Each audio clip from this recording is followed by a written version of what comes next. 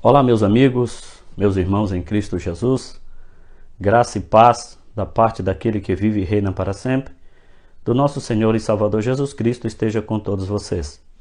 Estou passando para deixar registrado um breve comentário sobre a Páscoa do Senhor. O que é a Páscoa? Conforme Êxodo capítulo de número 12, versículo de número 11, nos é informado que a Páscoa é quando o Senhor passou por sobre a casa dos egípcios e dos filhos de Israel. Portanto, a Páscoa significa passagem ou passar por cima. Qual é o dia da Páscoa?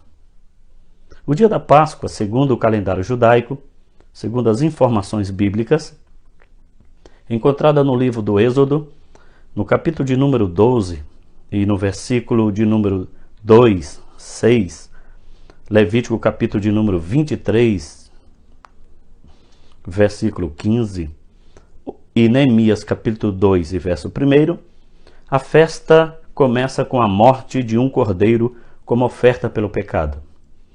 Segundo, o dia da Páscoa era celebrado em primeiro momento no dia 14 do mês de Abib.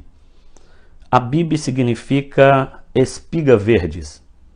Porém, durante o exílio da nação de Israel, o mês de Abib foi substituído pelo mês de Nissan. Nissan significa começo ou abertura. Portanto, o dia da Páscoa é celebrado no dia 14 do mês de Abib ou mês de Nissan. Qual é o horário da Páscoa?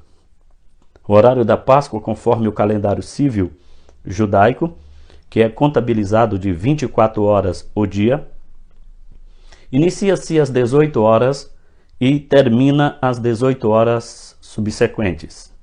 A noite vem primeiro do que o dia, pois a criação do mundo, o primeiro dia, começou com a escuridão, que foi transformada em luz, conforme Gênesis capítulo 1, verso 5.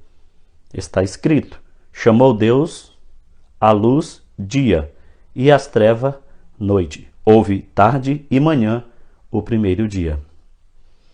Terceira e quarta informação importante. Qual o local que os israelitas celebraram a Páscoa? Conforme Deuteronômio capítulo de número 16, versículo 2, 5 ao 7, somos informados que a Páscoa deveria ser celebrada num local em que o Senhor escolheria. Então a Páscoa não era uma decisão humana, era uma escolha do Senhor. O local era Deus que escolhia. O quinto ponto desta breve exposição sobre a Páscoa é encontrarmos no Novo Testamento algo correspondente à Páscoa do Antigo Testamento. E o que melhor se assemelha, o que melhor representa a Páscoa do Antigo Testamento é exatamente a redenção. Por quê?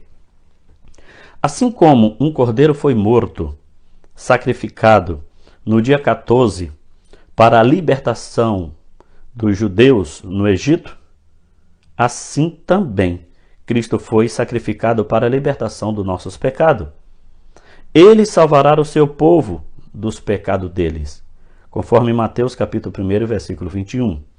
Pelo seu sangue nos libertou dos nossos pecados. Apocalipse capítulo 1, verso 5. Cristo, nosso Cordeiro Pascual, foi imolado. Primeira carta aos Coríntios, capítulo 5, versículo 7. Cristo se fez oferta pelo pecado. Há uma perfeita identificação entre o pecado do crente e a oferta pelo pecado. Agora vem uma pergunta. Qual foi a hora do sacrifício de Jesus? Assim sendo, é possível que Jesus tenha morrido entre 15 e 17 horas, tendo sido sepultado aproximadamente às 17 horas, conforme Marcos capítulo 15, verso 42. Pois o sábado iria começar às 18 horas, conforme Lucas capítulo 23, 54. E isto ocorreu por 4 motivos. Primeiro, Jesus é o Cordeiro Pascual, como tal deveria morrer no mesmo período do sacrifício da Páscoa, Êxodo 12, verso 6.